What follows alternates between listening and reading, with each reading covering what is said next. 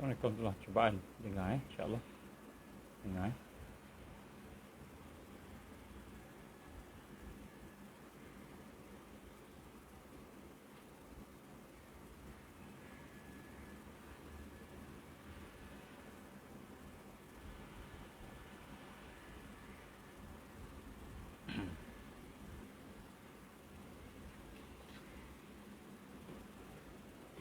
Baik, insya-Allah kita mula dengan Ummul Quran Al-Fatihah. A'udzubillahi minasyaitonir rajim. Bismillahirrahmanirrahim. Alhamdulillahi rabbil alamin arrahmanir rahim maliki yaumiddin. Iyyaka na'budu wa iyyaka nasta'in. Ihdinas siratal mustaqim. Siratal ladzina an'amta 'alaihim ghairil maghdubi 'alaihim waladdallin. Amin. A'udzubillahi samil 'alim minasyaitonir rajim. Bismillahirrahmanirrahim. إن الحمد لله نحمده ونستعينه ونستهديه ونستغفره ونعوذ بالله من شرور أنفسنا ومن سيئات أعمالنا من يهده الله فلا مضل له ومن يضلل فلا هادي له أشهد أن لا إله إلا الله وحده لا شريك له وأشهد أن محمدا عبده ورسوله قال رب اشرح لي صدري ويسر لي أمري واحلل عقدة من لساني يفقهوا قولي ربي زدني علما أما بعد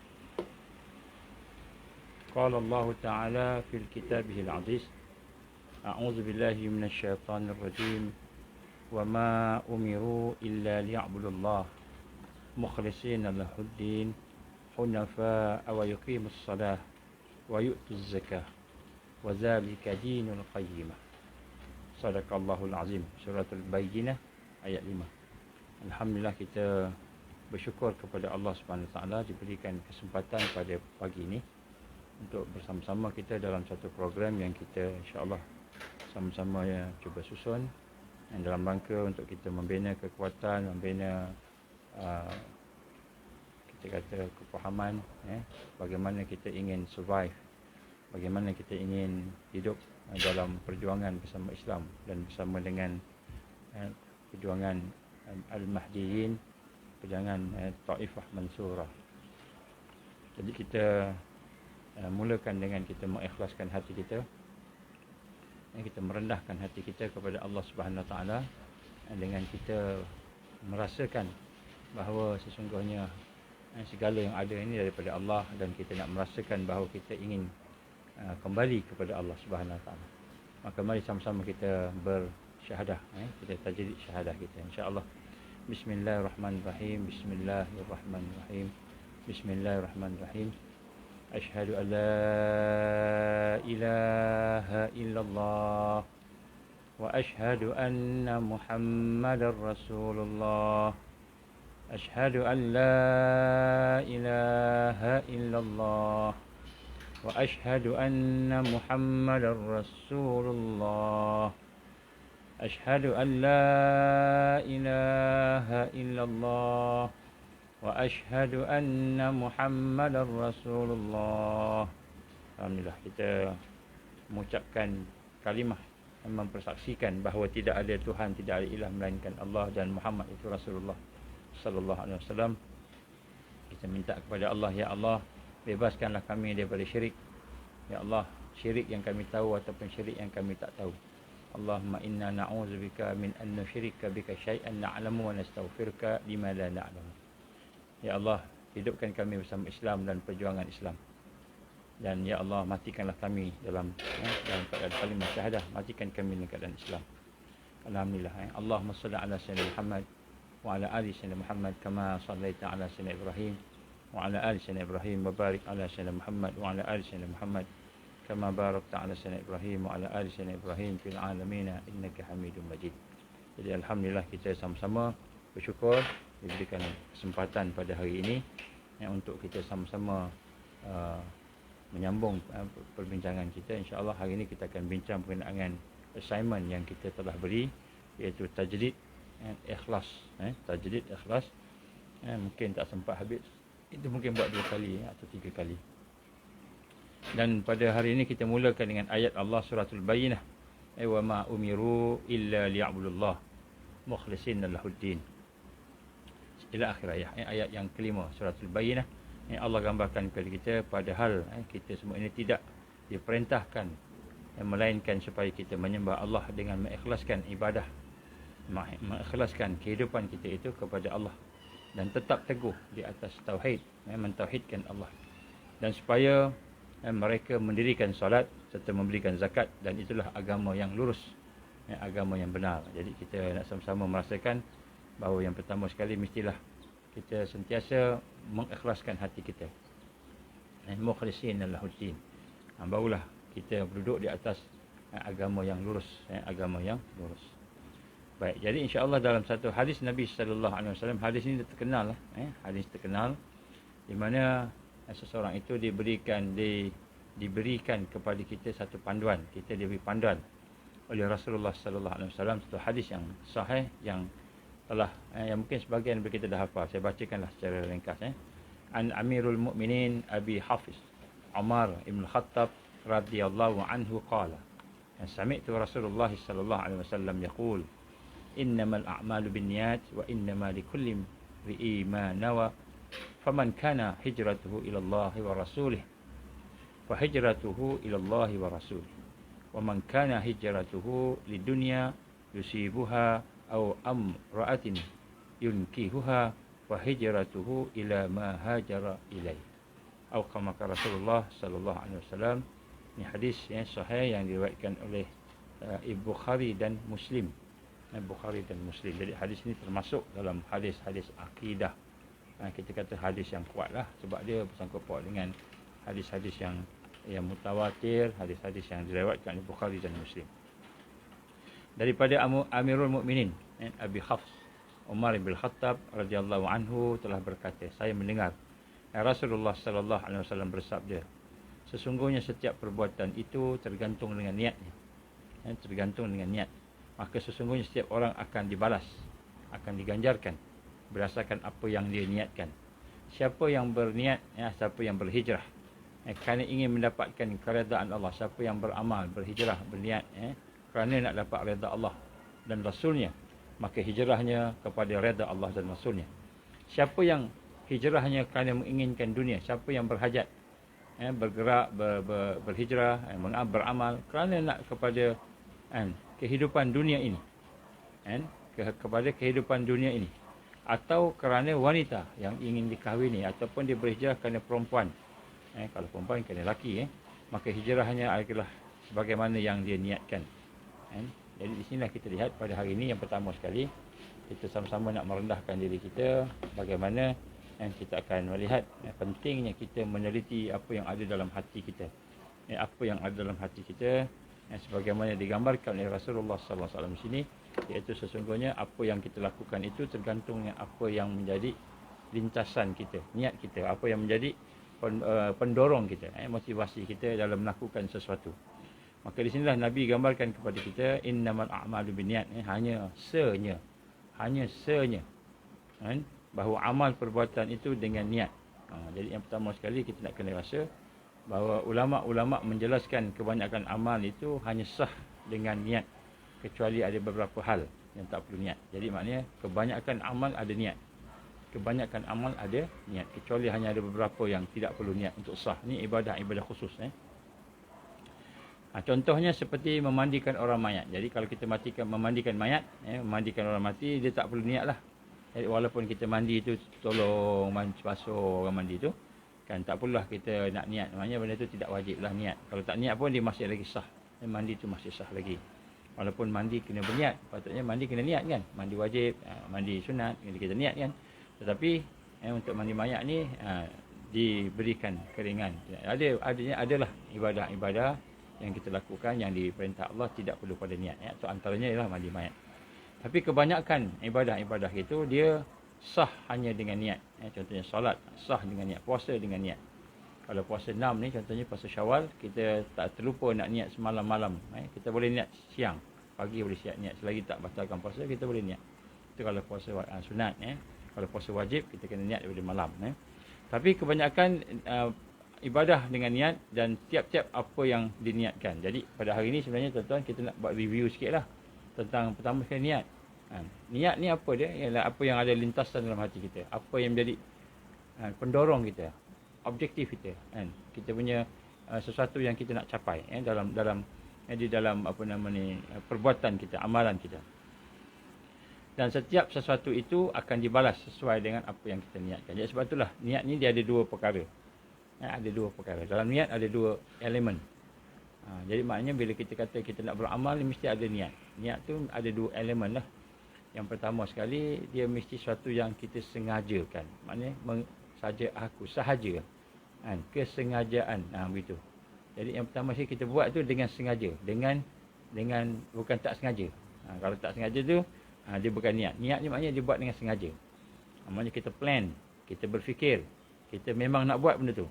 Ada benda yang kita nak capai, itu baru dia kata niat. Yang pertama dengan sengaja, maknanya kesengajaan ataupun kita menyahaja.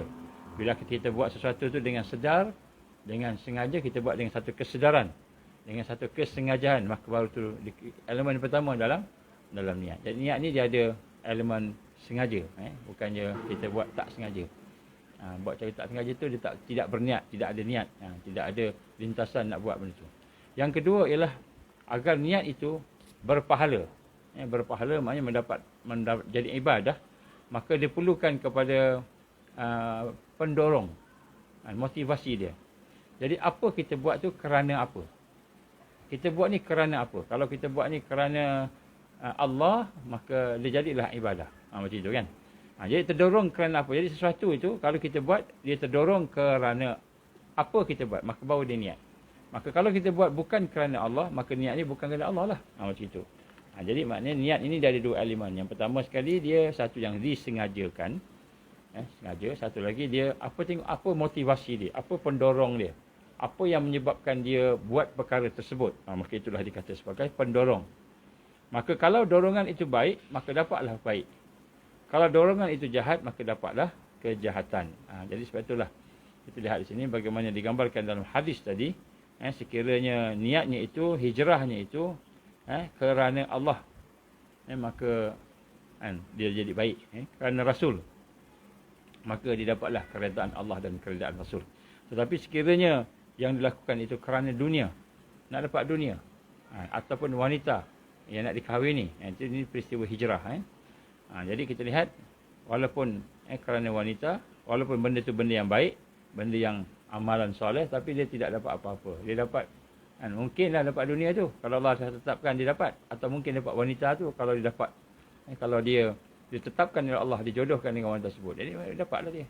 Tapi kalau tak dapat juga, niat tu tetap tidak diterima oleh Allah Subhanahu wa Ta'ala. Dan kita lihat hadis ini, ketika mana dia dilafazkan oleh Rasul sallallahu alaihi wasallam, ketika setelah kurang lebih 13 tahun. 13 tahun Nabi proses akidah, proses iman sahabat-sahabat. Walaupun dah 13 tahun Nabi didik mereka dengan qiyamul lailnya, dengan puasa sunatnya, dengan Qurannya, dengan akidah dan imannya, tapi masih lagi ada di kalangan sahabat-sahabat yang berhijrah tu niatnya untuk nak mendapatkan perempuan Qais kan. Ada kan? Ada. Jadi maknanya Rasulullah ingatkan ni. Dia maknanya bagi apa lagi kita? Tentu kita kena sentiasa memperingatkan tentang niat. Baik. Contohnya sembahyang. Sembahyang ni bagus. Solat bagus. Tapi niat bukan kerana Allah. Maka sembahyang tu sah. Sah sembahyang tu. Dari sudut rukunnya sah lah. Tetapi dapat azab daripada Allah. Maknanya kalau kita sembahyang, niat bukan kerana Allah. Kita baca je sahaja aku sembahyang, usalli fardhu subhi raka'atain. Makmuman ataupun imaman lillahi ta'ala. Adaan makmum lillahi ta'ala. Jadi kita kata sahaja aku sembahyang fardhu subuh. Raka'atain ni, 2 rakaat. Adaan tunai kerana Allah Ta'ala, ataupun imam ataupun makmum kerana Allah. Maka walaupun kita baca lafaz begitu, tapi hati kita niat sembahyang supaya orang tengok kita sembahyang. Supaya orang nilai kita ni baik. Nilai kita ni orang yang soleh, yang sembahyang kan. Maka yang kita dapat bukannya pahala, tapi azab. Allah akan bagi azab kita. Sebab niat bukan kerana Allah. Lintasan tu, hajat tu bukan kerana Allah. Dorongan tu manusia. Dorongan tu manusia. Jadi walaupun niat tu sembahyang tu Lafaznya betul, tapi hati tu lintasan tu bukan. Sembahyang kerana supaya mertua tengok kita ni, kan, orang yang pandai solat, orang yang pandai baca Quran, orang yang solat lah, kan. Supaya pak mertua kita pun tengok kita, atau bakal pak mertua kita, contohlah, ya. Jadi kita lihat supaya orang tengok, mendapat nilai manusia, maka sembahyang sah sembahyang. Tapi Allah azab. Allah azab. Begitu juga sedekah. Sedekah bagus sedekah ni, baik sedekah ni. Tetapi dorongannya itu bukan kerana Allah. Dorongannya kerana yang lain daripada Allah.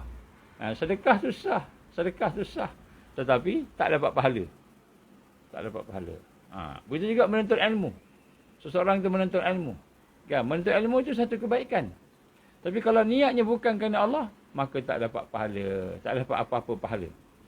Jadi sebab tu apa yang kita buat itu, niatnya itu, lintasannya itu mestilah untuk kita mendapatkan dorongannya itu kerana Allah. Ini yang susah ni. Ini yang susah. Jadi susah ni sebab hati kita ni masih pendorongnya, keinginan kita, hajat kita masih dunia, iaitu susah tu. Kan? Baik. Maka kita beribadah untuk mendapatkan keredaan Allah dan Rasulnya. Maka barulah Allah dan Rasul akan balas dengan keredaan mereka. Keredaan pada perbuatan kita tadi itulah. Maka sesiapa yang berhijrah, siapa yang melakukan amal, sesuatu amal itu kerana dunia, maka dia tak akan dapat apa-apa daripada Allah dan Rasulnya pun tak redha.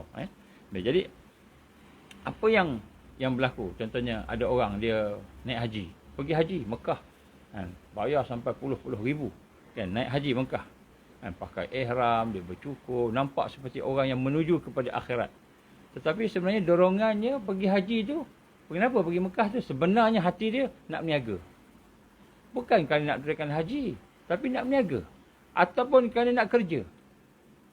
Kerja sebagai pekerja tabung haji. Nak pergi, kenapa kerja? Sebenarnya saya ni kerja. Kan? Bukan betul-betul nak haji, lintasan hati dia. Kan? Kerana dunia. Maka dia tak dapat haji tu. Allah, haji tu sah. Sah haji tu. Tapi azab Allah bagi kerana niatnya tu tak betul. Hatinya tidak betul-betul nak buat haji kerana Allah. Allah tak nilai. Ataupun seseorang itu melakukan umrah. Pergi umrah. Umrah mahal, bayar umrah. Pergi kelas A, package A lagi. Package yang hebat, kan. Umrah itu. Dia melakukan umrah. Dia pergi sana untuk ibadah. Dia kenapa pergi sana? Memang sana buat umrah. Nak buat umrah, ibadah. Tapi rupa-rupanya dalam hati dia nak niaga. Niat nak niaga. Maka apa yang dia dapat itu ialah apa yang dia niatkan. Dia niatkan berniaga, Allah bagi berniaga. Allah tak bagi pahala umrah. Jadi begitu juga seorang yang berhijrah, seorang yang berhijrah kerana perempuan tadi, yang buat sesuatu kerana nak kahwin. Nak kahwin dengan seseorang perempuan contohnya, nikah. Maka hijrah itu apa yang dia niatnya. Jadi sekiranya orang berangkat pergi ke Mekah untuk tu memang tujuan nak mengerjakan umrah, maka dapatlah pahala umrah. Baru bila niat hati dia sungguh-sungguh memang nak buat umrah ni, memang nak pergi bertawaf, pergi ziarah kubur Nabi, memang nak laksanakan umrah, memang betul-betul sungguh nak pergi. Sa'inya, niatnya betul, memang betul-betul sungguh nak melaksanakan umrah, maka dapatlah dia pahala umrah. Jadi sebab tu kita tengok niat ni besar ni, dia punya sesuatu yang besar. Dan kalau kita niat untuk yang lain, sepertinya niat untuk kita dapat yang lain, tak dapatlah. Umrah tadi tu tak dapat pahala. Umrahnya sah tapi tak dapat pahala. Maka di sinilah kita lihat niat itu adalah merupakan standard bagi terima atau tertolaknya amal. Jadi apa yang ada dalam hati kita ni, yang kita terdorong nak buat sesuatu amal tu, itulah standardnya. Maksudnya kalau kita tahu amal kita diterima oleh Allah, tengok niat. Amal dah betul dah, solat dah sah dah, ikut semua rukun-rukun. Pergi umrah dah sah dah, rukun-rukun semua ikut. Kan, syarat wajib, syarat sah semua dah ada. Kan? Tapi hati, niat tu bukan kerana nak buat umrah, tapi kerana nak berniaga. Maka amal akan rosak. Amal akan rosak, dan segala-galanya amal itu akan rosak. Allah tidak terima. Sebab tu Nabi bersabda, niatul mu'min ablahu amali, wa niatul fajir syarrun min amali. Jadi hadis riwayat Imam Abu Nuaim, apa kata Rasul? Niatul mukmin. Niat seorang yang beriman itu akan sampai kepada amalnya. Niat seorang beriman itu akan sampai kepada amalnya. Dan niat orang yang fajir, orang yang jahat, orang yang kafir, lebih jahat daripada amalnya. Jadi niat orang yang kafir, yang fajir, orang yang jahat ini, dia lebih jahat daripada amalnya. Baik, contoh. Contoh. Jadi kita nak kena tengok. Saya nak ulang benda ni tuan-tuan dan puan, sebab sebelum kita tengok assignment kita ni, kita kena faham. Sebenarnya hakikat kita yang sebenarnya dalam amal ni ialah niat kita. Apa yang ada di dalam hati kita. Contoh di sini, orang yang beriman kepada Allah Subhanahu Wa Taala. Hidupnya mungkin 63 tahun. 70 tahun contohnya. Dalam dunia ni. Dia beramal, dia solat sebagainya. Tetapi bila dia mati, di akhirat nanti, Allah akan masukkan dalam syurga dan Allah akan balas selama-lamanya. Masuk syurga bukan 60 tahun je. Bukan 63 tahun, bukan 70 tahun. Allah akan balas selama-lamanya. Selama-lamanya. Kenapa Allah balas selama-lamanya? Padahal dia beramal cuma 60 tahun, 63 tahun, 70 tahun. Kan? Allah membalas syurga selama-lamanya kepada dia dengan syurga yang hebat sebagainya kerana niatnya. Kerana niat, bukan kena amalan dia. Amalan dia sampai 60 tahun je. Dia mati 60 tahun. Kita mati 63 tahun. Kan? Tapi niat kita nak beramal kerana Allah tadi, maka Allah SWT berikan kepada kita syurga yang selama-lamanya. Kenapa? Kerana seandainya orang beriman itu diberikan umur sepanjang masa, maksudnya umurnya sampai kita kata bila-bila lah, infinity, maka sudah tentulah dia akan tetap taat kepada Allah. Jadi sebab itulah umur ni walaupun 60 tahun dia meninggal dunia, tetapi niat untuk taat kepada Allah tu sepanjang masa. Sebab itulah balasannya itu ialah sepanjang masa. Nampak? Jadi Allah bukan tengok amalan kita yang sedikit kat dunia ni. Allah tengok apa yang ada dalam hati kita. Apa yang ada dalam hati kita. Oleh kerana kita berniat untuk sentiasa beramal, beribadah kepada Allah, walaupun kita hidup 40 tahun je, tapi Allah masukkan syurga. Duduk dalam syurga selama-lamanya. Bukan 40 tahun je, selama-lamanya. Sebab niat tadi. Besarnya niat dalam kehidupan kita. Begitu juga orang-orang yang kafir. Orang yang fajir, orang yang jahat. Dia beramal dengan amalan menyembah berhala. Contohnya 60 tahun. Katalah hidupnya 60 tahun. 60 tahun menyembah berhala. Menyembah matahari ke, menyembah apa-apalah. Ikutlah dia menyembah apa. Dan mati je masuk neraka selama-lamanya. Jadi walaupun kita lihat, dia kafir, dia kufur kepada Allah itu selama 60 tahun saja. 60 tahun je dia kufur, lepas tu dia mati kan. Tapi masuk neraka selama-lamanya. Abadan. Selama-lamanya. Kenapa? Kerana niat dia. Maknanya, kalau dia dihidupkan oleh Allah selama-lamanya, niatnya tetap mahu menyembah berhala. Menyembah matahari ke, menyembah syaitan ke, kan, menyembah dajjal ke, selama-lamanya dia mati. Jadi maknanya Allah Taala hukum dia di dalam neraka Allah selama-lamanya. Ya, sebab itulah kita lihat di sini bagaimana pentingnya untuk kita sama-sama memerhatikan niat kita. Sebab niat itulah yang lebih utama, yang lebih besar. Apa yang ada dalam hati kita ni, yang menjadi pendorong kepada kita, itulah yang lebih utama, lebih besar daripada amal perbuatan kita itu sendiri. Ini kita nak kena rasa macam itu. Sebelum kita pergi kepada nak tajdid ikhlas kita, kita kena tengok apa yang ada dalam hati kita. Dalam satu riwayat yang lain, Nabi SAW telah menyatakan hadisnya, niat seorang yang beriman itu lebih baik daripada amal perbuatannya. Jadi niat nak buat baik itu lebih baik daripada perbuatan buat baik tadi. Jadi niat dia lebih baik. Sebab tu niatnya yang penting. Dalam satu hadis Nabi SAW yang lain, an-niyah tahta min ta'adud fil amalil wahid. Ini hadis Nabi SAW gambarkan kepada niat itu boleh menjadi berganda, boleh menjadi banyak, ta'adud, dia boleh menjadi banyak kan. Fil amalil wahid, pada amal yang satu. Jadi amalnya mungkin satu, perbuatannya satu, tapi niat tu dia boleh jadi banyak. Pahalanya jadi banyak sebab niatnya banyak. Niatnya banyak, dia buat benda tu niatnya banyak. Contohnya digambarkan sini kepada kita, contohnya kita duduk dalam masjid. Kita masuk masjid, duduk masjid. Maka duduk dalam masjid tu kita boleh niat iktikaf. Niat iktikaf, saja aku iktikaf kat masjid ni kerana Allah kan. Itu niat pertama, dapat pahala iktikaf. Kemudian juga niat intizar salah. Niat untuk nak menunggu solat, datang awal sikit, duduk, nak tunggu solat. Solat tak masuk lagi. Kita duduk situ, solat tahiyatul masjid, duduk, tunggu, duduk, tunggu, solat. Tunggu solat tu satu pahala. Niat nak tunggu solat, iktikaf dapat juga pahala. Niat tunggu solat, dapat pahala. Kemudian, niat juga imaratul masjid. Duduk kat situ, bukan saja iktikaf, bukan saja niatnya nak tunggu solat, sekali lagi, okay? Ini semua kerana Allah, semua kerana Allah. Tapi niat juga untuk nak, kan, imaratul masjid, menghidupkan masjid. Supaya masjid itu hidup. Rumah Allah ni dipenuhi oleh hamba-hambanya. Maka menghidupkan masjid itu pun dapat pahala juga. Kan? Kemudian, niat juga hifzul jawarih anil ma'asiyah. Jadi, kita duduk dalam masjid tu, salah satu niatnya juga, kita nak jauhkan daripada maksiat. Maksiat mata, maksiat telinga. Jawarih, anggota-anggota kita kan. Jadi, kita niat tu pun dapat pahala juga. Jadi, maknanya, kita lihat bahawa walaupun dia punya amal ni duduk aja dalam masjid. Duduk dalam masjid. Tapi dalam tu ada i'tikaf. Dalam tu ada tak tunggu solat. Dalam tu ada nak mengimarahkan masjid. Dalam tu ada nak jaga daripada maksiat, mata, telinga. Kan? Jadi dalam satu ibadah tu ada banyak niat. Jadi ibadahnya satu. Duduk. Fizikalnya duduk. Tapi dia punya tahta mil ta'adud. Niyah tahta mil ta'adud. Dia niat tu dia boleh duduk di atas. Sesuatu yang berganda, yang banyak. Fil amalil wahid, daripada satu amal. Jadi sebab itulah niat itu lebih baik, lebih utama. Maksudnya kita kena memerhatikan niat kita. Kita kena melihat niat kita. Apa yang ada dalam hati kita tu lebih baik, lebih utama daripada kita sekadar melakukan sesuatu amalan-amalan anggota.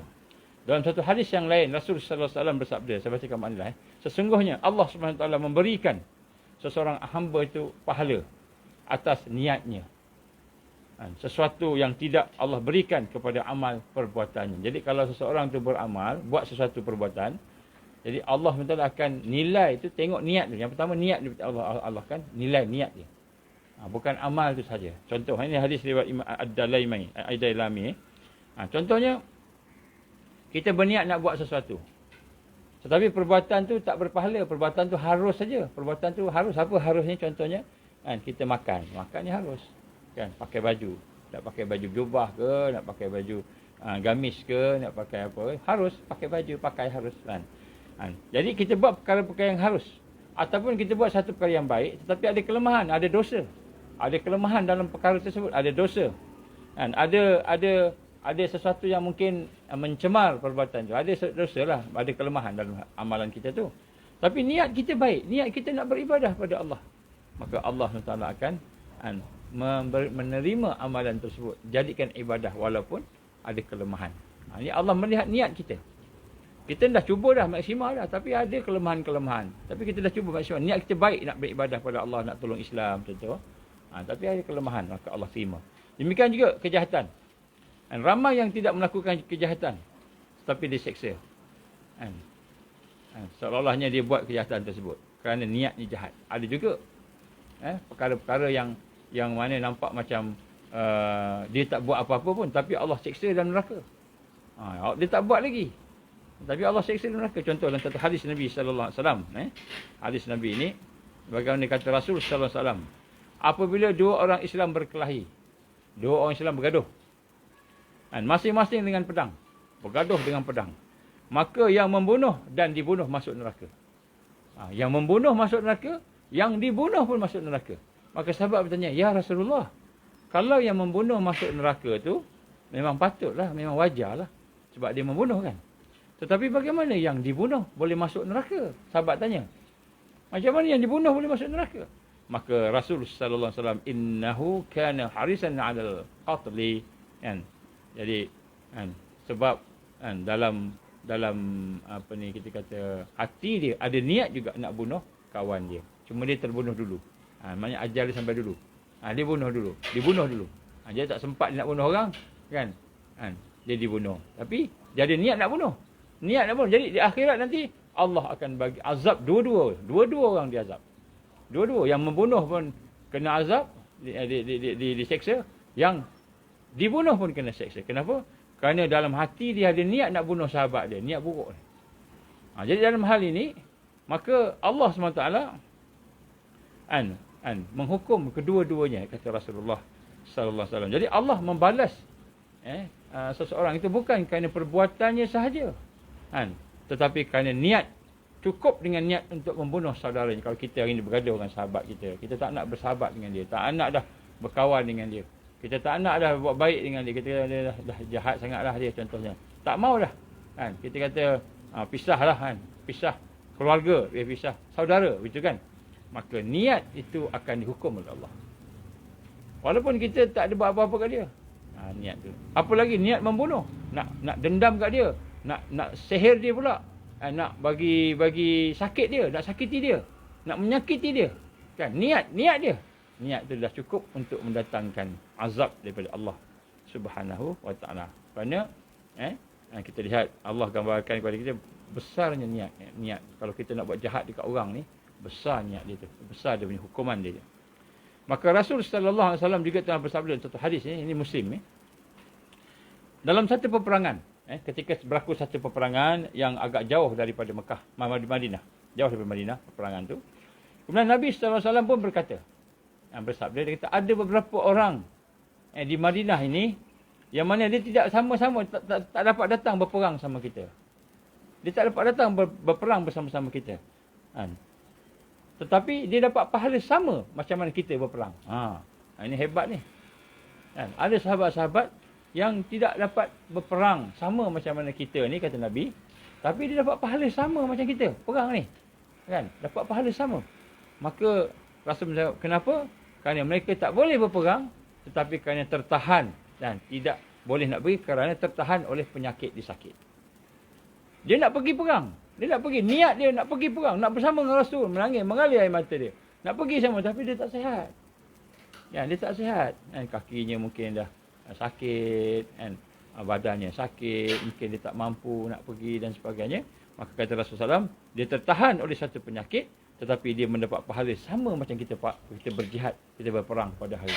Jadi yang hadis ini hadis dari Imam Muslim. Bagaimana Nabi gambarkan kepada kita bahawa kita ni, kalau niat kita nak membantu, nak berjuang, nak bersama dengan Palestin, niatnya, tapi tak boleh nak pergi. Nak pergi tak boleh, kan? Maka Allah bagi sama macam mana orang yang di sana. Menangis kita. Kalau boleh nak pergi, kita persiapkan diri kita nak pergi, tapi tak boleh pergi, tak mampu. Yang kita mampu bagi sedikit dana apa yang boleh contohkan. Jadi niat itu besar di sisi Allah Subhanahu Wa Taala. Sebab itulah ketika di Madinah dulu ada sahabat-sahabat yang nak pergi berperang, nak pergi sama dengan Rasul sallallahu alaihi wasallam, tapi tak dapat bersama kerana sakit.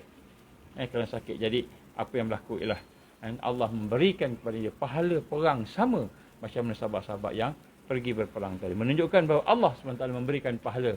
Bukan hanya kerana semata-mata perbuatan di lahiriah tadi, tapi Allah memberikan pahala kerana niatnya.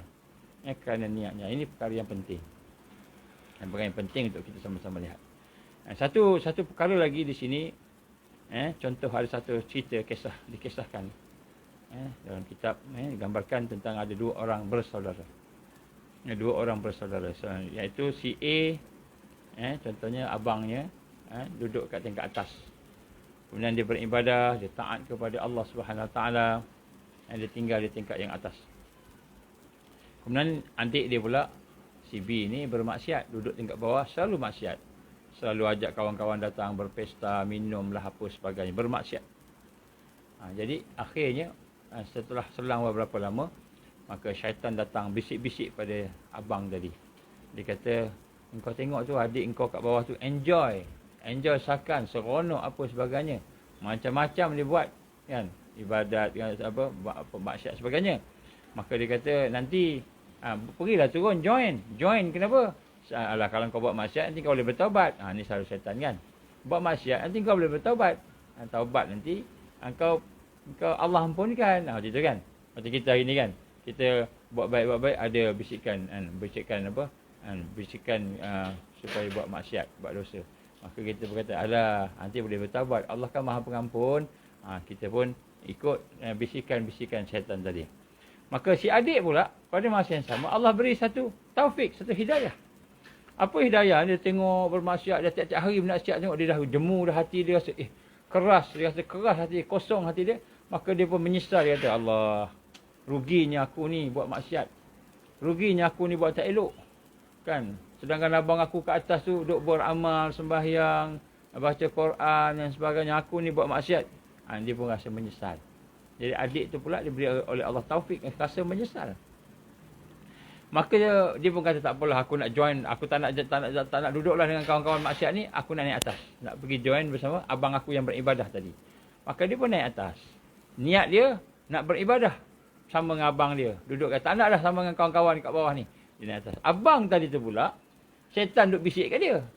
Kan, bisik kat dia, kata, buatlah, join lah, buat sikit je, bukan banyak pun, sikit-sikit je. Engkau dah buat amal banyak. Engkau dah buat, ilmu engkau dah banyak, amal engkau dah banyak, engkau dah selalu buat baik. Engkau buat sikit salah ni, kan. Lepas tu engkau bertaubat, Allah ampunkan dosa engkau. Tak apa, pergilah, join adik engkau tu, kan. Maka dia pun terpikat dengan bisikan tadi, maka dia pun turun bawah. Niat dia apa? Nak buat maksiat. Niat dia nak join adik dia. Maka dalam kisah ini, Allah izin, dua-duanya terjatuh. Masa naik tu, belaga ke apa, terjatuh ke bawah. Terjatuh. Dan dua-dua meninggal dunia. Dikisahkan, dua-dua meninggal dunia. Maka di akhirat nanti, digambarkan dalam kisah ini, bahawa si abang tadi tu, kan, si A tadi yang ke atas tu, akan dihalau ke neraka Allah bersama dengan orang-orang bermaksiat. Sedangkan si adik tadi akan dihalau pula bersama orang taat, masuk ke dalam syurga. Kenapa? Kerana niatnya. Kerana dia hanya berniat je, baru belum buat lagi. Yang seorang belum beramal lagi, baru nak naik tangga naik atas. Yang seorang pula turun tangga. Belum buat maksiat lagi, belum minum arak, belum apa-apa lagi, tapi dah niat nak buat. Maka yang si abang masuk neraka, yang si adik masuk syurga. Kenapa? Niat. Ajar datang niat. Sebab apa? Kalau Allah panjangkan nyawa dia, dia mesti buat maksiat tu sebab niat dah nak buat dah. Dia mesti buat amal sebab niat nak buat beramal. Jadi itu pentingnya niat. Apa yang ada dalam hati kita ni. Sebab tu kita nak kena berlaku jujur. Berlaku benar dengan Allah. Hati kita ni nak kena berlaku benar. Kita nak kena rasai Allah Subhanahu Wa Taala, kan, menjadikan kita, Allah Subhanahu Wa Taala mengetahui apa yang ada dalam diri kita. Apa yang ada dalam diri kita. Allah tahu. Kita tak boleh nak tinggal-tinggalkan. Kita tak boleh nak ketepi-ketepikan. Kalau Allah dah bagi hidayah kat kita, maka janganlah kita cari sesuatu yang bukan Allah redha. Jangan cari. Kalau kita cari itu, Allah Akbar, murkanya Allah kat kita. Murkanya Allah kat kita. Maka di sinilah kita kata, untuk kita tajdid ikhlas kita, nak tajdid iman kita, tajdid ikhlas kita, kita kena tengok apa yang ada. Sebenarnya diri kita ni cenderung ke mana? Ke mana kita cenderung? Kita cenderung kepada Allah, kepada amal soleh, atau cenderung kepada yang lain. Kalau hati kita cenderung kepada yang lain ni, kita kena buang kan tu. Kena buang. Ini cara dia. Saya ada seorang hantar mesej, ada seorang dua lah hantar mesej kan. Dia kata nak buat assignment. Dia kata yang pertama senang lagi, dia kata. Yang pertama nak tajdid iman senang. Tapi nak tajdid ikhlas ni susah. Dengan nak tajdid zuhud ni, nak memperbaiki zuhud ni susah, dia kata. Yang pertama senang, yang kedua susah. Kan? Jadi sebenarnya yang pertama pun susah juga sebenarnya. Tapi mungkin kita dah biasa. Kan? Jadi kita mudah sikit lah. Tapi yang kedua ni nak ikhlas ni susah, dia kata. Sebab bila buat sesuatu, kan, mesti ada benda yang tak ikhlas. Kenapa? Kenapa kita tak boleh ikhlas? Kenapa kita? Sebab dalam hati kita masih ada niat nak dapat dunia. Bukan niat nak dapat redha Allah. Bukan niat nak dapat akhirat. Bukan niat nak mendapatkan, kan, keredaan Allah, keredaan kehidupan di akhirat, kan? Tetapi niat kita masih lagi nak dapatkan apa yang ada kat dunia. Hati kita ni. Jadi bila hati kita masih kita tidak proses lintasannya, dia punya pemikirannya, dia punya perasaan tadi tu supaya kita cenderung kepada Allah, cenderung kepada Islam tadi, maka selagi itulah kita tak boleh tajdid ikhlas. Tak boleh tajdid. Kita kena tengok apa yang ada. Jadi kalau ada satu yang tidak benar, yang tidak sedik, tidak benar dalam hati kita, masih lagi nak buat jahat, masih lagi nak buat maksiat, ada perasaan seronok dengan maksiat jahat, yang ini kita kena buang. Sebab apa? Yang inilah yang lebih besar daripada sembahyang kita tadi. Yang sembahyang tadi tu. Sembahyang ni baru dua, tapi sembahyang, macam mana sembahyang kerana Allah, itu yang lebih besar tadi. Ya, sebab itulah sangat penting kita untuk melihat masalah niat ini. Maka setiap yang beriman, setiap orang beriman, terutamanya di akhir zaman ini, wajib kita belajar wajib kita belajar dan mengetahui dan faham betul-betul macam mana nak berniat. Wajib kita faham. Jadi kalau kita nak duduk di dalam tarbiyah Rasulullah sallallahu alaihi wasallam, wajib kita faham macam mana cara nak betulkan niat kita. Macam mana nak menghadirkan niat kita, niat yang betul. Kerana apa? Kerana niat yang baik itu, niat yang baik mencari redha Allah, niat yang baik nak beribadah pada Allah, walaupun perbuatan itu perbuatan yang harus, perbuatan yang mubah, perbuatan yang hanya setakat adat saja, bukan ibadah yang khusus, adat saja, benda yang harus. Tetapi apabila kita mengamalkannya, bila kita mengamalkan niat yang betul, kita pelajar macam mana nak cara nak niat tadi, dan kemudian macam mana nak mengamalkannya, maka jadilah kita perkara yang harus itu ibadah. Perkara harus seperti apa? Mandi contohnya. Kita pakai baju A, B, C kan. Kita makan, harus, benda yang harus nak makan. Boleh tak makan, tak apa kan. Harus. Tadi mana sebut kat sini, benda yang harus saja, adat je. Tapi bila niatnya, ada niatnya untuk ibadah pada Allah, kerana Allah, maka dia akan jadi ibadah. Jadi sebab niat ni besar. Jadi sebab tu dalam hati kita mesti sentiasa bila kita baca dalam solat kita, innas salati wa nusuki wa mahyaya wa mamati lillahi rabbil alamin. Bila kita baca sesungguhnya solat aku, ibadah aku, penumpuan aku, fokus aku, hidup aku, mati aku kerana Allah. Jadi lepas solat tu patutnya kita nak kena rasa bahawa aku nak buat ni semua kerana Allah. Semua kerana Allah. Niat tu, perasaan tu, lintasan hati tu, motivasi tu, pendorong mestilah kerana Allah. Bila kerana Allah tu barulah kita menuju kepada tajdid ikhlas. Baru menuju kepada ikhlas. Dan bila kita memulakan mengamalkan niat-niat yang betul, yang lurus tadi, maka barulah kita boleh beribadah, mampu melaksanakan ayat wa ma khalaqtul jinna wal insa illa liya'budun. Tidak aku jadikan, kata Allah, jin dan manusia melainkan untuk ibadah. Baru kita boleh beribadah 24 jam. 24 jam. Jadilah tidur untuk ibadah, main bola ibadah, kan, pakai kasut ibadah, masuk tandas ibadah, jadi semua ibadah. Kita bergaul dengan kawan-kawan jadi ibadah, kan, kita bekerja jadi ibadah, kita belajar jadi ibadah, semua sebab niat tadi. Saya buat ni kerana ubudiah saya, kerana ibadah, kerana nak dapat redha Allah Subhanahu Wa Taala. Bila kita faham akan hakikat niat ini dan kita mengamalkannya, maka pada ketika itu jadilah hidup kita ni 24 jam setiap saat dalam ibadah kepada Allah. Jadi perbuatan kita, diam kita, gerak kita, semuanya untuk mendapatkan redha Allah Subhanahu Wa Taala.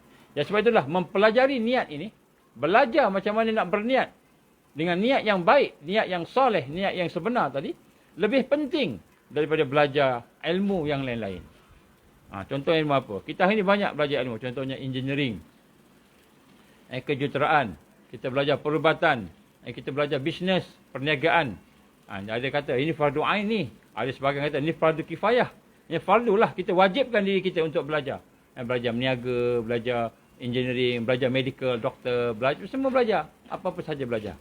Maka belajar macam mana nak berniat dengan betul.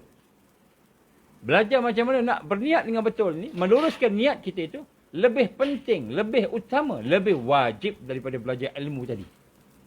Kenapa? Kerana apabila kita telah menjadi seorang doktor, telah bekerja, telah menjadi engineer, telah menjadi seorang businessman, peniaga, maka kita lihat bahawa kita akan dengan niat jadi doktor kita, engineer kita, bisnes kita, semua pekerjaan kita tu menjadi amalan soleh, menjadi amal ibadah kepada Allah. Kalau tidak jadi satu yang tidak ada apa nilai, malahan mungkin jadi azab sebab mendekati dunia.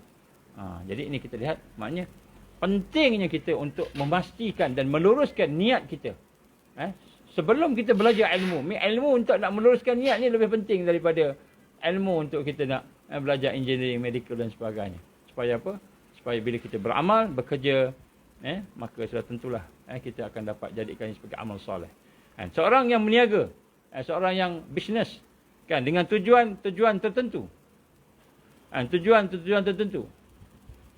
Seperti untuk mendapatkan keuntungan dunia. Dia meniaga sebab nak kaya. Meniaga nak kaya. Maka Allah azab dia.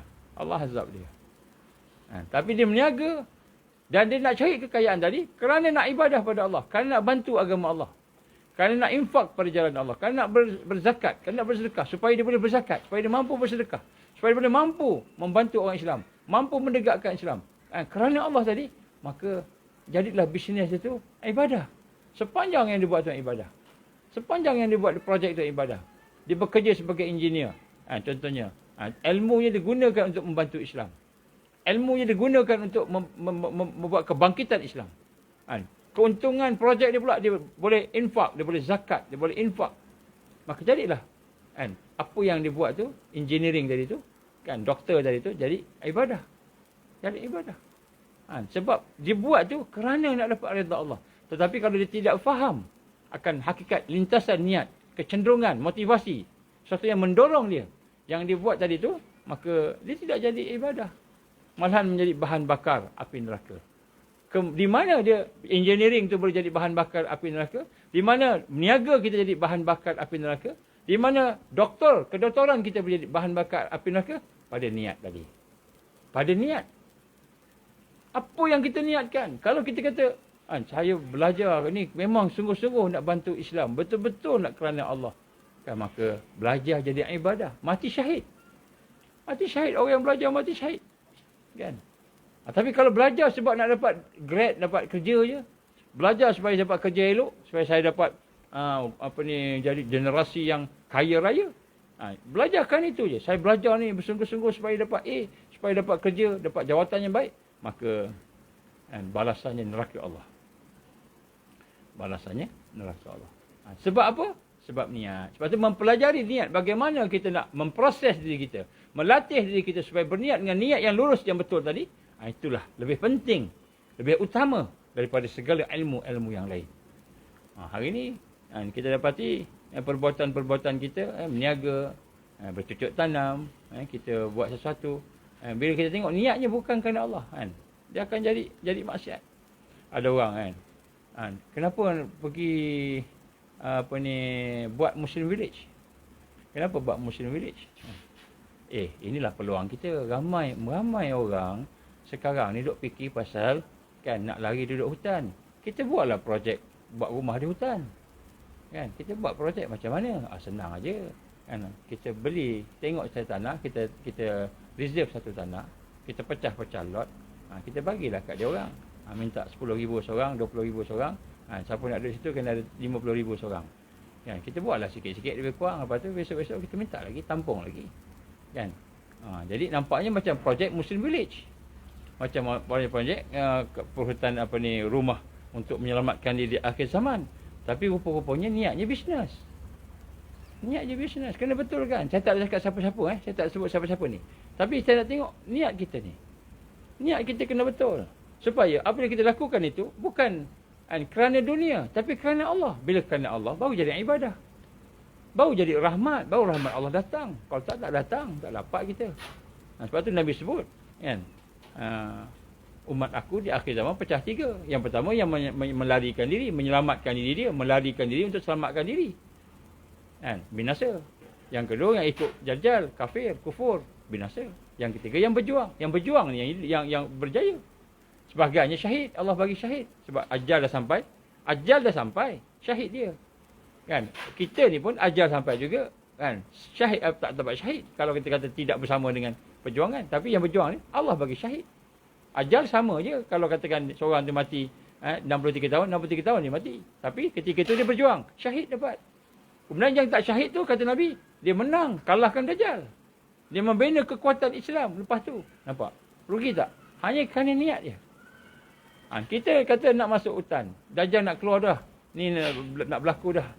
Kita kata bencana alam ni, pemaksaan orang semua akan kena paksa sekian semua. Kita kata kita kena lari lah.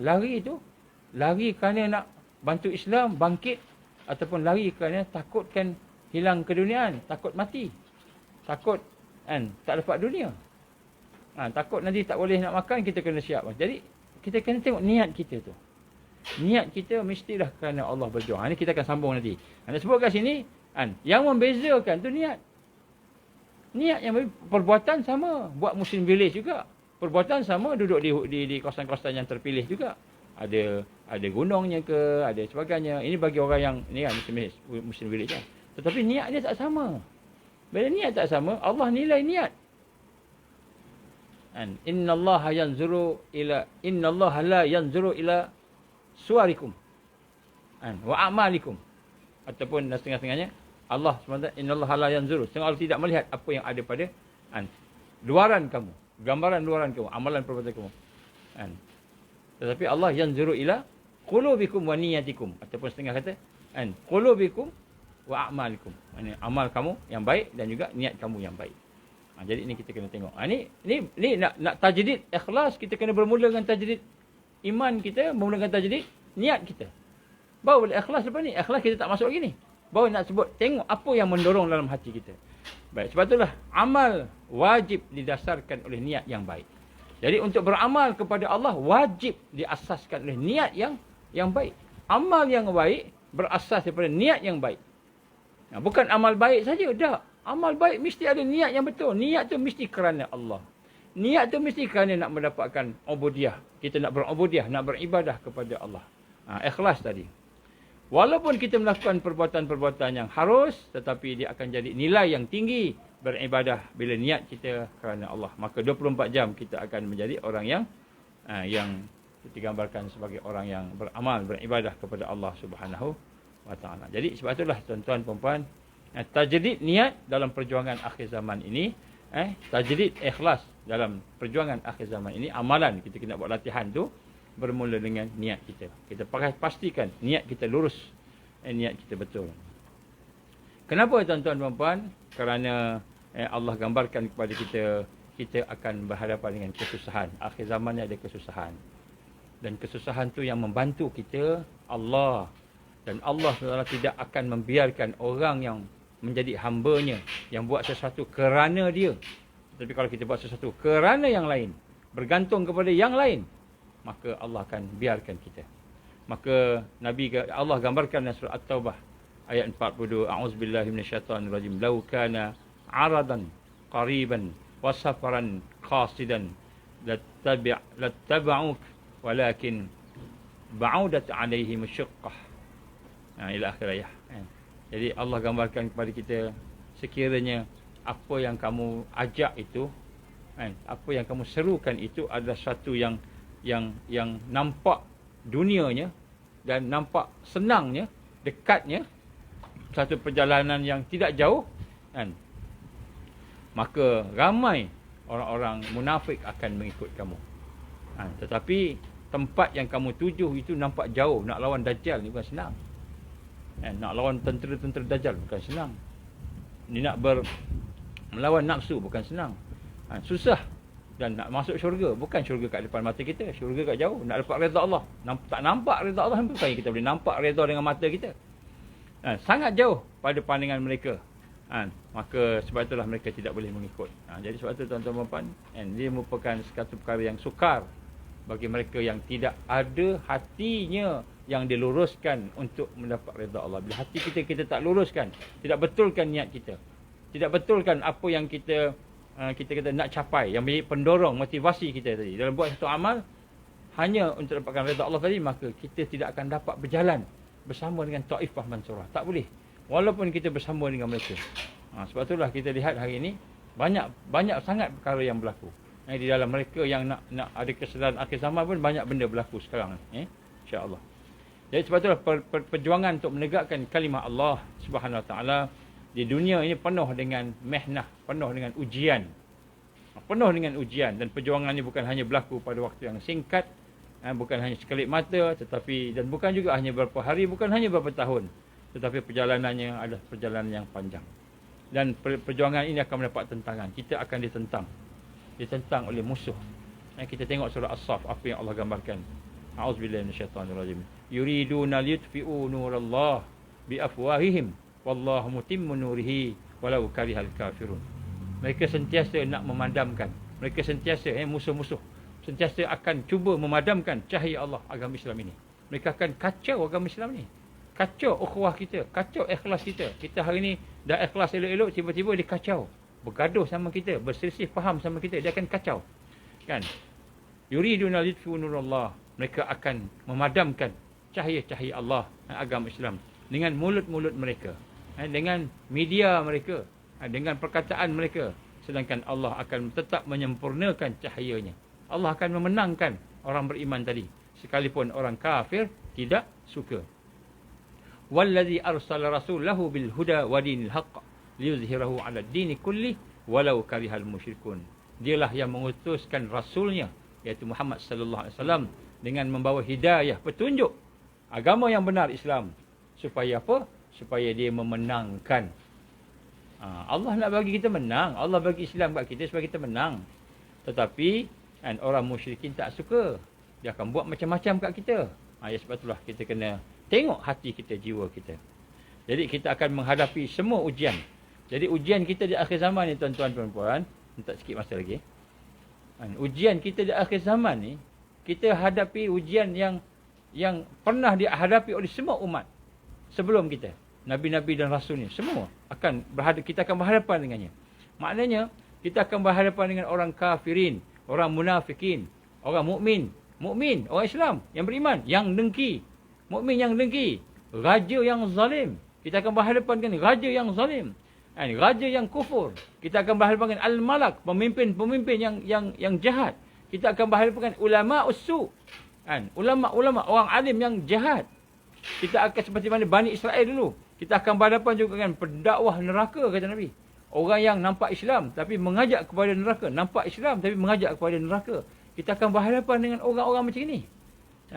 Nampak seperti Islam tetapi dia sebenarnya mendokong sistem jahiliah. Mendokong sistem yang sesat. Walaupun dia sedar ataupun tidak sedar. Jadi maknanya kita akan berhadapan dengan kesusahan-kesusahan. Maka untuk mendapatkan kita pertolongan Allah, maka kita perlukan kepada jiwa yang betul-betul lurus, sedik, benar dalam niatnya. Kan di situlah akan bermulanya karamah. Bermulanya kemuliaan. Kemuliaan bermula di dalam. Dia bukan mula di luar. Sebab rajanya hidup. Raja kita ni hati kita. Rajanya hidup.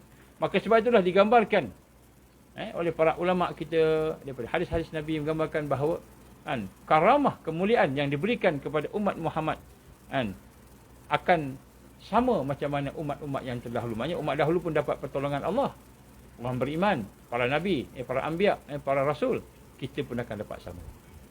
Jadi kalau dulu ada nabi yang boleh buat sekian-sekian, ada rasul yang ada karamahnya sekian-sekian, maka zaman kita insya-Allah bukan Nabi sallallahu alaihi wasallam sahaja yang ada mukjizat, karamah. Mukjizat lah, dia mukjizat. Kita akan ada juga. Allah akan bagi. Untuk apa? Untuk membantu kita. Tetapi Allah akan bagi kepada hati yang benar-benar lurus dengan dia. Benar-benar benar. Benar-benar benar dan sedik. Jadi inilah yang digambarkan kepada kita. Kita akan berhadapan dengan berbagai mihnah dan ujian, cobaan-cobaan. Nabi Nuh berhadapan dengan kaumnya 950 tahun.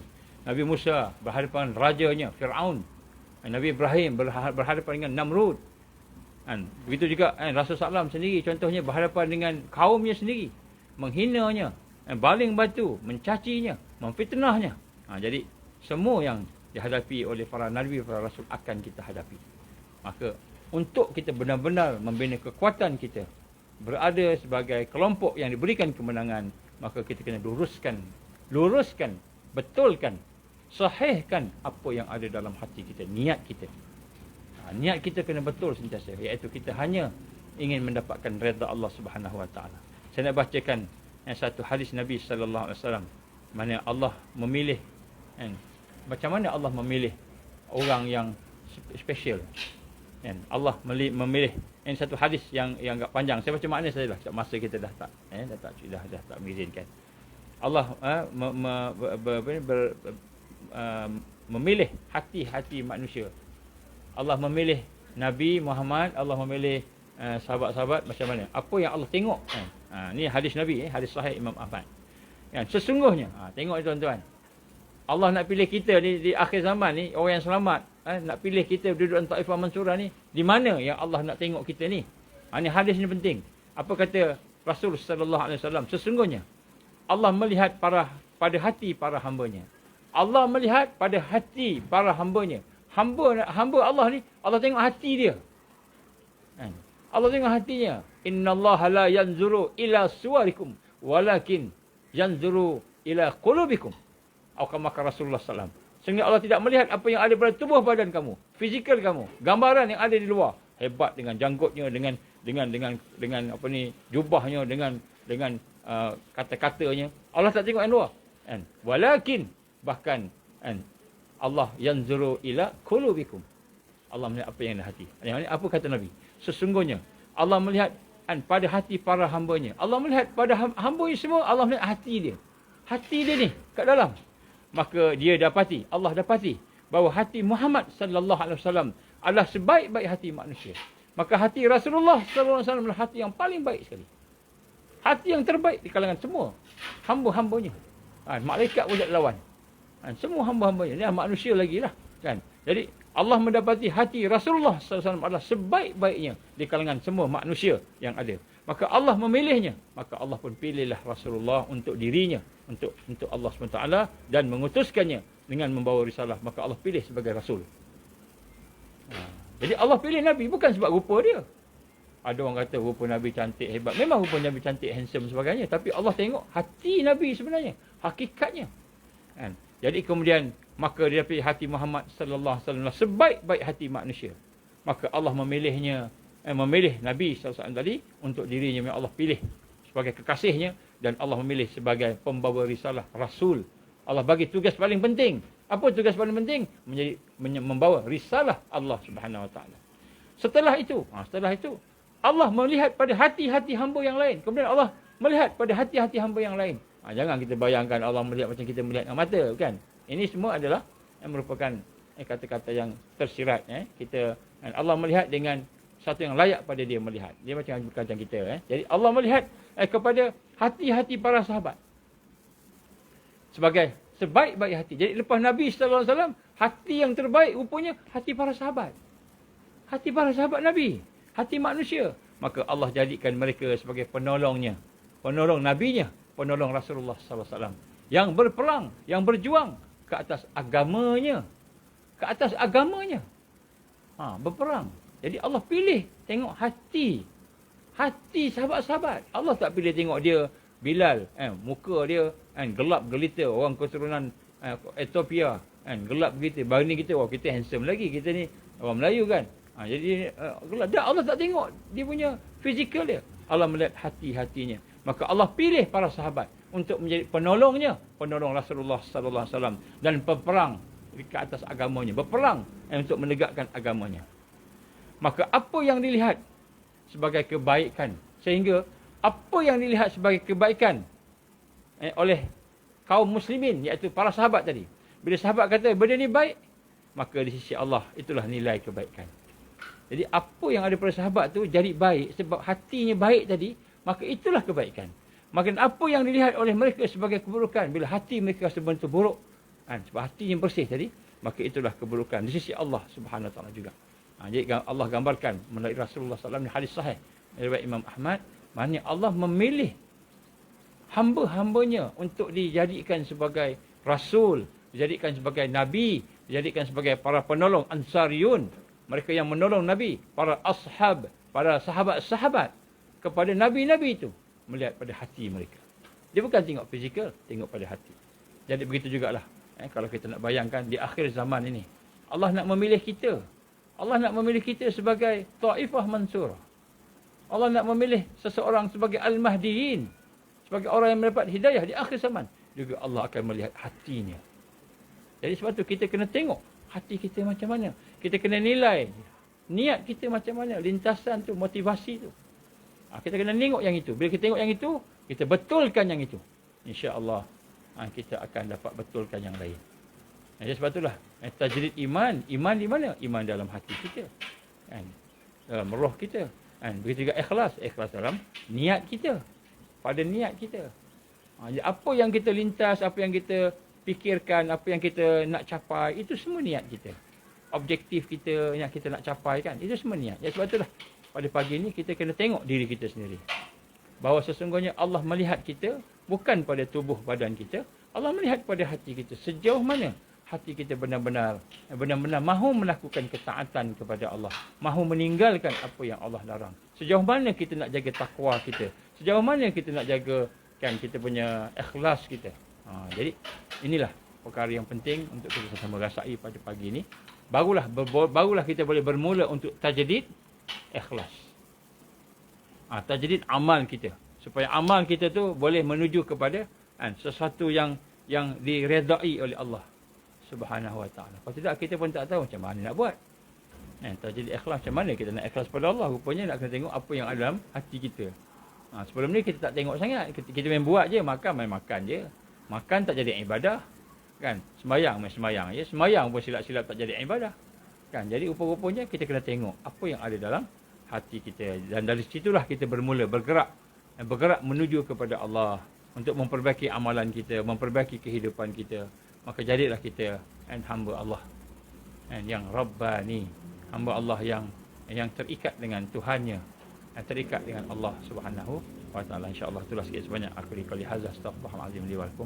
Sikit sebanyak sebagai perbincangan kita pada hari ini. Insya-Allah mudah-mudahan Allah ampunkan kelemahan kita.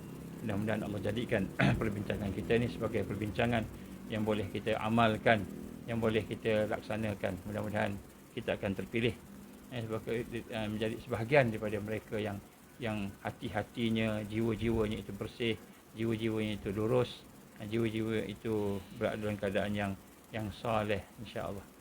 Jadi kalau ada kelemahan, kesilapan sepanjang saya bercakap tadi, saya mohon ampun pada Allah. Minta maaflah kepada tuan-tuan dan puan. Insya-Allah tolong panjangkan perbincangan kita ini. Mudah-mudahan proses tajdid ikhlas akan berjalan dalam hidup kita, insya-Allah. Esok kalau ada kesempatan kita akan sambung lagi. Bahagian yang kedua kita akan melihat ikhlas pula macam mana. Ni hari ni niat lepas tu besok macam mana nak ikhlas secara ringkas. Lepas tu kita cuba amalkanlah apa yang boleh. Sebenarnya huraiannya panjang. Niat ni sendiri panjang huraiannya. Tapi kita cuba ambil yang sikit-sikit tu yang mampu kita, mudah kita cuba faham. Sebenarnya ikhlas pun panjang niatnya, dia punya huraiannya, tapi kita ambil apa yang termampulah. Mudah-mudahan sikit tapi ada barakah. Kita doa minta pada Allah. Allahumma salli ala sayyidina Muhammad wa ala alihi wa sahbihi baraka wasallam. A'udzubillahi samil alim minasyaitonir rajim. Bismillahirrahmanirrahim. Alhamdulillahirabbil alamin, hamdan syakirin, hamdan hamidin, hamdan yuwafi ni'amahu kafi mazidah. Ya rabbana lakal hamdu kama yanbaghi li jalali wajhikal karim wa 'azimi sultanik. Allahumma inna nas'aluka ridhaka wal jannah wa na'udzubika min sakhatika wan nar. Allahumma inna nas'aluka ridhaka wal jannatul firdaus wa na'udzubika min sakhatika wan nar. Allahumma innaka 'afuwun karim tuhibbul 'afwa fa'fu 'anna wal muslimin wal muslimat bi rahmatika ya arhamar rahimin. Allahumma inna nas'aluka lisanan ratiban bi dzikrik wa qalban mafhuman bi syukrik wa badanan hayyan laynan bi ta'atik. Allahumma inna nas'aluka imanan kamila wa nas'aluka qalban khashi'a wa nas'aluka 'ilman nafi'a wa nas'aluka yaqinan sadiqa wa nas'aluka dinan qayyima wa nas'aluka al-'afata min kulli baliyah. ونسألك تمام الغنى عن الناس وحب لنا حقيقة الإيمان حتى لا نخاف ولا نرجو غيرك ولا نعبد شيئا سواك واجعل يدك مبسوطة علينا وعلى أهلنا وأولادنا ومن معنا برحمتك ولا تكلنا إلى أنفسنا طرفة عين ولك من ذلك يا نعم المجيب. اللهم انصر الإسلام والمسلمين والمستضعفين والمجاهدين في كل مكان وفي كل زمن. اللهم انصرنا على طارق الدعوة وطارق التربية وترك الجهاد في سبيل الله. لا إله إلا أنت سبحانك إنا كنا من الظالمين. اللهم اجعلنا من المؤمنين حقا، اللهم اجعلنا من المتقين حقا، اللهم اجعلنا من المحسنين حقا، اللهم اجعلنا من المقربين، اللهم اجعلنا من العارفين، اللهم اجعلنا من الواسلين، اللهم اجعلنا من المحبين، اللهم اجعلنا من الصديقين شهداء والصالحين، اللهم اجعلنا من المهديين. ربنا آتنا في الدنيا حسنة وفي الآخرة حسنة وقنا عذاب النار. ربنا أتمم لنا نورنا واغفر لنا إنك على كل شيء قدير. ربنا تقبل دعاءنا إنك أنت السميع العليم وتب علينا يا الله إنك أنت التواب الرحيم. وصلى الله وسلم محمد وعلى آله وصحبه وبارك وسلم. سبحان ربك رب العزة عما يصفون وسلام على المرسلين والحمد لله رب العالمين. سبحانك اللهم وبحمدك أشهد أن لا إله إلا أنت أستغفرك وأتوب إليك. بسم الله الرحمن الرحيم. والعصر إن الإنسان لفي خسر إلا الذين آمنوا وعملوا الصالحات وتواصوا بالحق وتواصوا بالصبر. وبالله التوفيق والهداية. السلام عليكم warahmatullahi wabarakatuh. InsyaAllah panjang-panjangkan InsyaAllah.